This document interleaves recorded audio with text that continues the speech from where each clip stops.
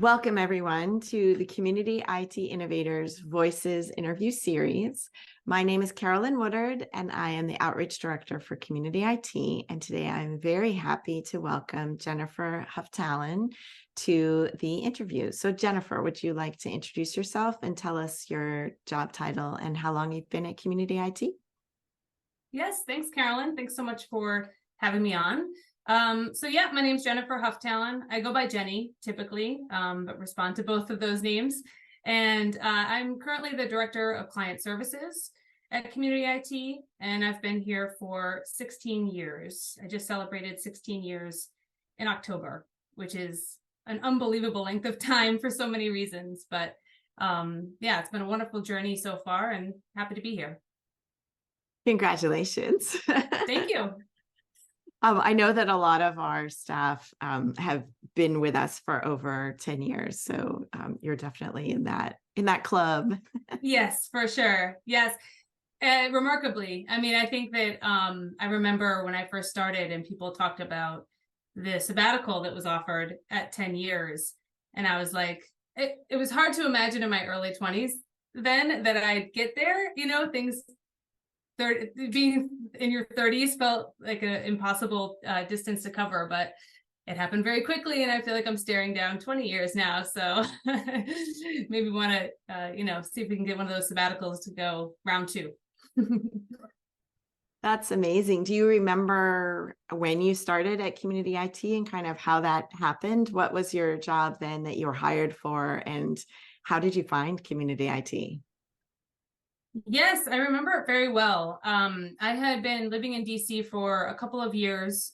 I had cousins that lived in DC. So I visited as a kid and I loved the city. So in some ways I was drawn to DC first, and then kind of fell into a couple of jobs that were happened to be related to account management, which, obviously ended up being the area that I focused on Community IT. But I'd say it was not necessarily deliberate focus. I kind of knew what I didn't like. And, the first couple of job experiences I had also kind of reinforced what wasn't a great fit for me, which was more kind of corporate work, more kind of buttoned up culture. Sort of had what I tried to figure out what I valued about things in general, including work, like what I wanted my work day to feel like. What kind of things I wanted to be a part of and contribute to. And as part of that, I was just job searching, and I found I think it was on, listed somewhere, maybe Indeed. I'd done the corporate work. I thought I'd see what kind of nonprofit work was out there. And there was an opening for an entry-level position doing just admin work at Community IT. And it happened to be close to the neighborhood I was living in. And I was really drawn to just the fact that they were able to support a wide range of, issues that, through the nonprofits we supported that I thought were really important. So, it gave me an opportunity and I could tell right away as well that the culture was aligning with kind of the way I liked to, or at least I thought I wanted to live and contribute to the world, where it was very, clearly very flexible and open, and, a lot of different diversity with the staff. And so all of those things felt right to me. Despite not having any kind of background in technology, I was, I had some background in doing some account support, and, the two things seemed to work out and came together. And that's where I landed. I know I think you and I may be two of the least technical people at Community IT. So I definitely, sure. people laugh when I tell them, oh, I work for an IT company. So me too. It takes all kinds. And I feel like also I have learned so much about our realm of expertise just by interacting with people and, kind of interacting with you and with what the clients are asking for and what the teams are able to provide. So I've definitely learned a lot. I'm a lot smarter about IT than I was to begin with, for sure. Yeah, same here. I mean, it was a real uphill battle for me, but I think it speaks to the, our colleagues who are, obviously very good with technology but also really good about explaining it. And, I felt like the guinea pig in a lot of cases sometimes, because I'd have to just be like, well, just really put it in the most basic of terms for me to understand. And, our team has always been so good at that. And I've really learned so much, again, like just through being close to it and hearing how they talk about it and describe the way things work. And, despite myself, I feel like I now do kind of understand technology in a way that I never would have imagined I could, back then, for sure.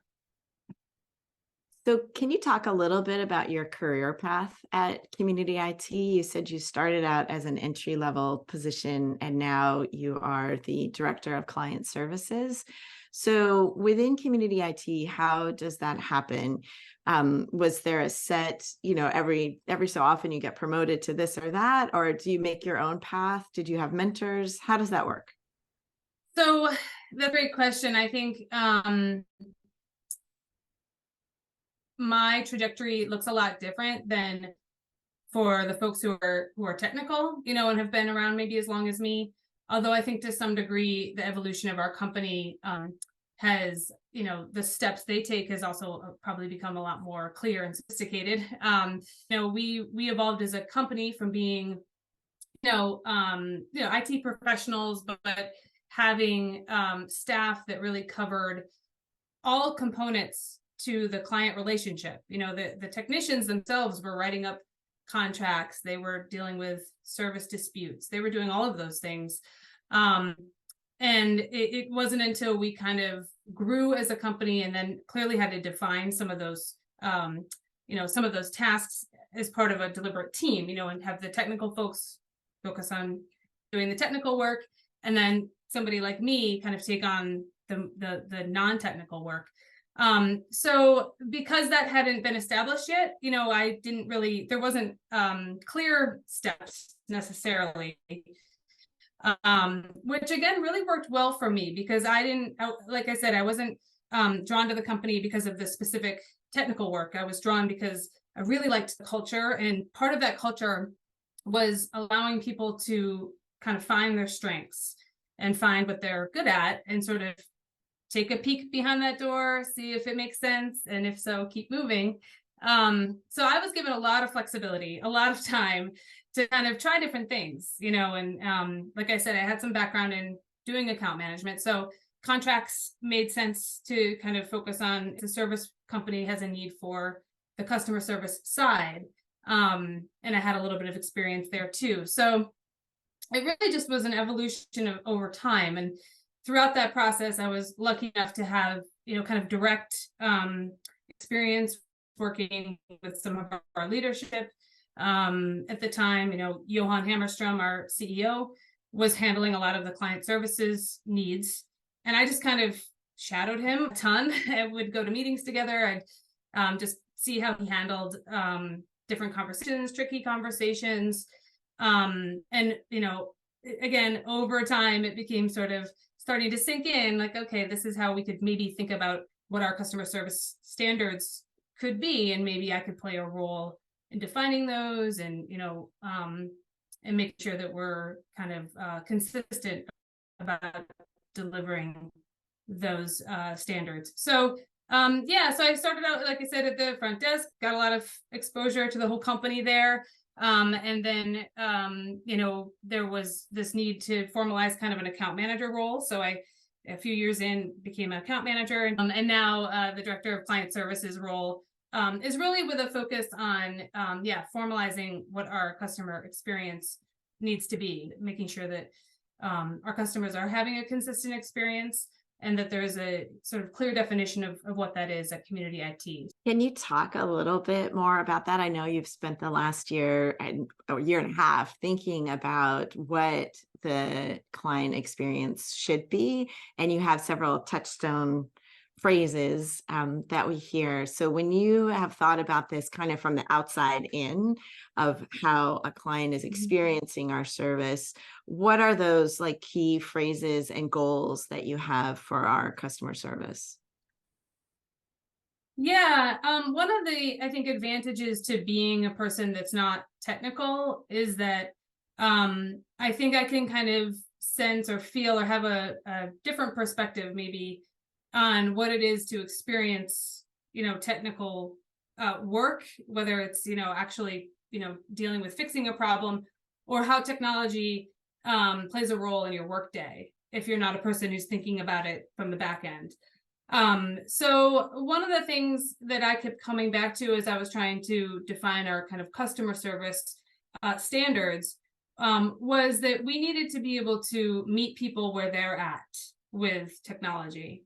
I think it's hard, and especially for people who are very technical, it can sometimes be hard to pull yourself out of kind of what you understand. It's almost like a second nature to you if you're in it all the time, and it's just efficient to talk about it in a certain way if you've lived in it and it all makes sense to you. But our customers, and I'm not a person who lives in that world, so in order for us to be able to connect with them, understand where they're coming from, understand what they're trying to achieve, provide a service that's adding value, we need to be able to meet them and see the kind of problem the way they see it.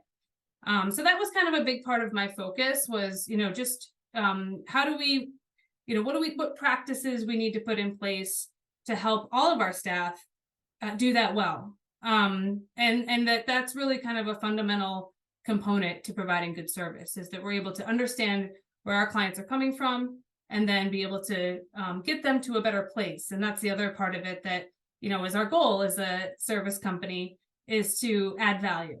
And, we can only add value if we understand the problem, right? So that's sort of been my mantra over the last, year or so is, let's meet them where they're at and get them to a better place.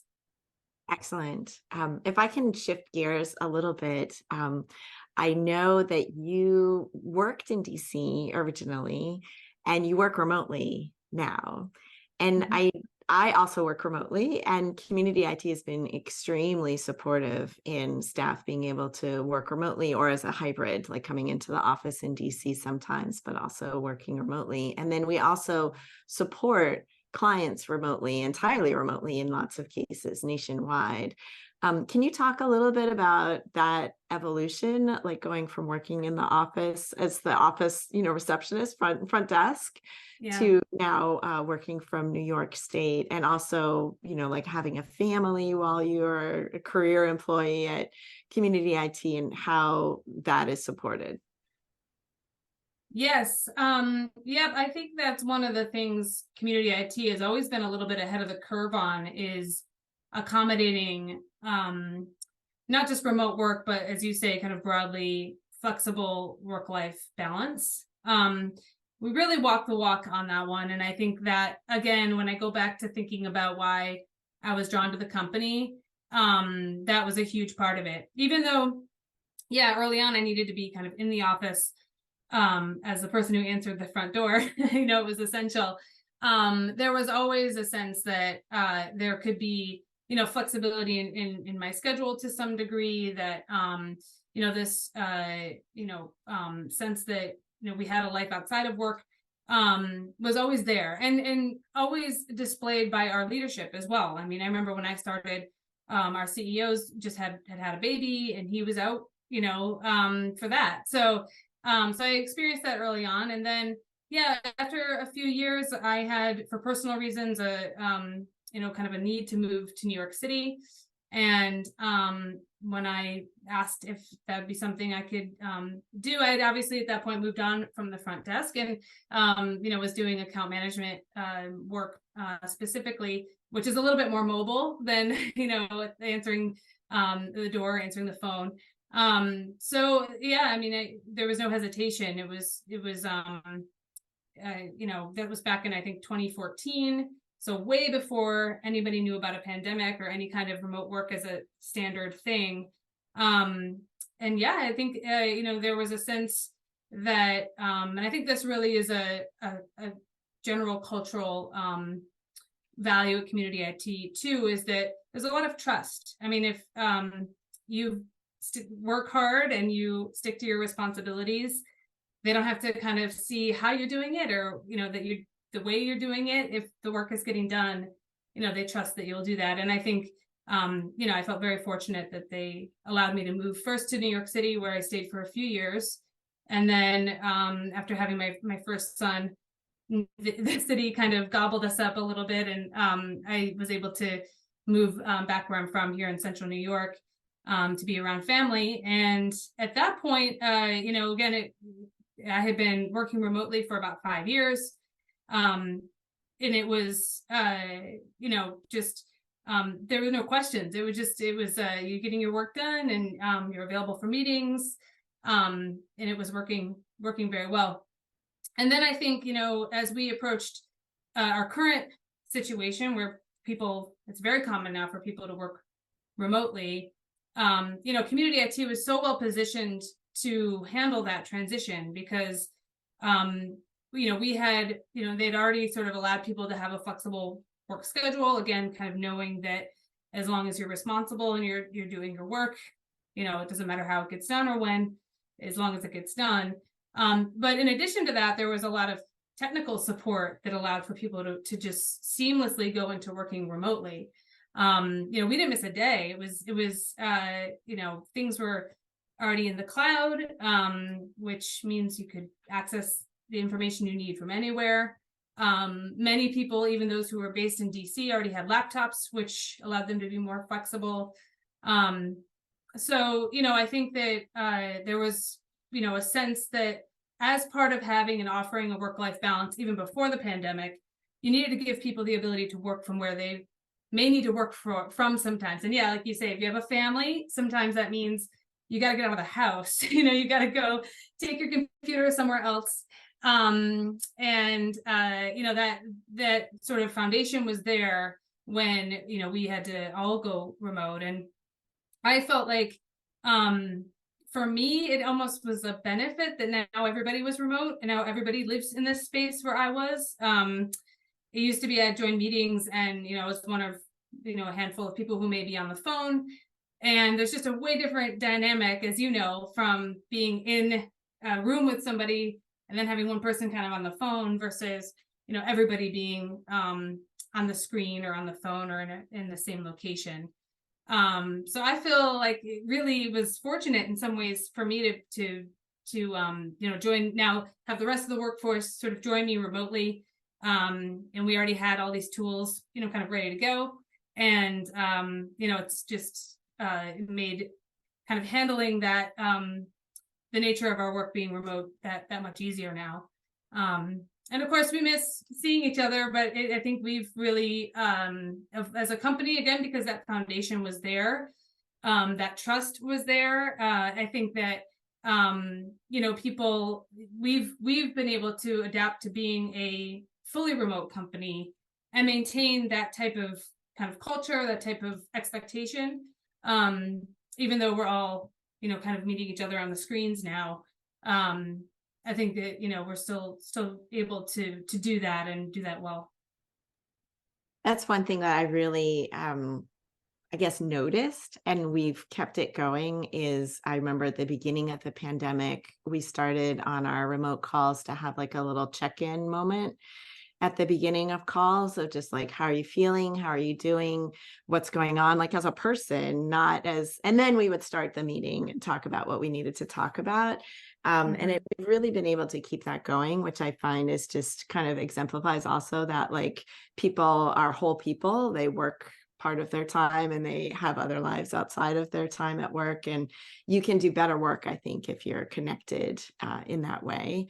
And I think that actually helped our clients as well, that some of them had to move to remote very quickly at the beginning of the pandemic. And we already had this experience. So as we were helping them, fully realize their cloud technology and be able to work remotely, we also had, as a company, that experience of what helps make remote work. And so we were able to help them with that as well. So like you said, we were just well positioned to be able to support our clients with that. Yeah, it was a challenging time for us and for all of our clients. And we, felt fortunate to be able to make sure at least one major component of their operations, their IT, was, continuing on smoothly. And that they could rely on us. And, we had the experience ourselves and the expertise to help them get to a better place there. Yeah. It's crazy too. And I think about all of the companies that are like forcing people to go back into the office that don't want to. I don't see how that's going to work. It's just so like, there's a good thing, like let people have the good thing. That's right. I know. I really don't understand it. I mean, I think we've all understand that getting together is valuable. Like, I think the time we spend in, we feel that, and I do think some of it just does come down to trust. Like, if you don't think your staff are capable of managing flexibility, then, that's a kind of management problem. Yeah. Not a problem. Like if you have to have like eyeball trackers to make sure they're like doing work when the hours they're supposed to be at work. It's like, honestly, like when my kids were little, I worked at night. Like I would work after I put them to sleep because the day I was so distracted. I would work from like 7 to 10 at night, like every night. And just having that flexibility is that's huge. I don't understand. It's essential. I mean, I understand. I don't either. Yeah, I guess I understand, but I also don't understand. And I feel like there's a sense that it is going to be coming back, that people are going to be wanting to go back to the office. And some people working from home was terrible. They get energy from being interrupted. Right. That's true. No, that's a good point. I have a friend who her social calendar has to be full. When she slows down, it's bad for her mental health. Yeah. Like, has to be going on, like their calendar. I couldn't do it, but they're like, they go out to eat all the time. They drive around to see different friends. They, her calendar has to be full. And I think there are a lot of people who are like that, who are just like, I want to be with people. I do not want to be by myself at my house, Yeah. And so for those people, like, I wish there was a way for them to have like an office environment. It's interesting you say that, because I felt like, there was a lot of it. So I feel like up until the pandemic, like so much of what was valued was people who are out there doing. That's like what you should be doing, like consuming, and and the pandemic revealed for a lot of people, like, oh, this is actually the way I want to live. Like, this is where I've been looking for. But for those people who thrived in the previous world, where it hit them really hard, and there wasn't really a like avenue for how to get out of it, because you really didn't have literally no options, to do anything and get out. And so, I think it's interesting, because I feel like it's been really positive for a lot of people who, value the quiet time, need it. And for those who aren't able to, it's just super, super challenging. But now that we know both worlds, we can maybe create a better one. I don't know. Yeah. Make a hybrid, best of both worlds. Yeah, exactly. I don't know. So I always ask this question, when you are in an elevator or at a cocktail party and someone asks you, what does community IT do? What do you do? What's your job? What do you say? What does community IT do? Yeah, I always say that, we provide IT services to nonprofits. That's kind of where I start. And I always, because I do sometimes get that look, especially if the person knows me at all, of what you do what? And I say, well, I do the non-technical part of that. So I, manage the, ongoing relationships, the contracting and service related questions. But the company is providing, an essential service for the nonprofit community and providing support to their technology needs. Thank you so much for doing this interview with me. I really enjoyed spending the time with you. Of course. Thank you, Carolyn.